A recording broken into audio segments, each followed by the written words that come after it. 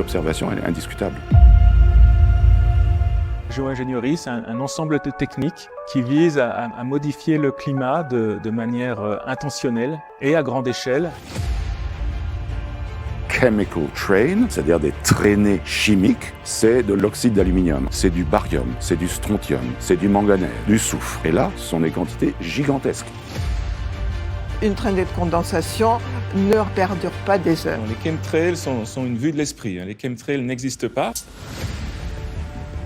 Officiellement, ils ne le font pas. Nous constatons depuis plus de 20 ans que ça a lieu. Mais déjà en 1947, en Australie, ils étaient en train de faire des tests.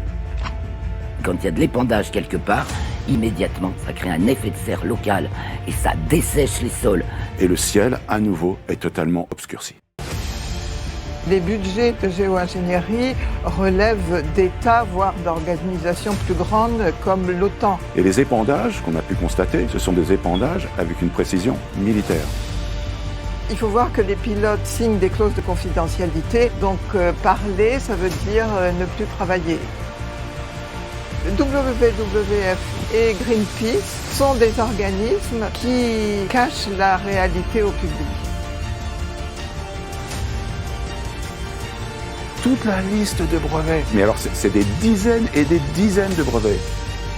Lyndon Johnson, à l'époque vice-président, et il dit « Celui qui est maître du climat est maître du monde ».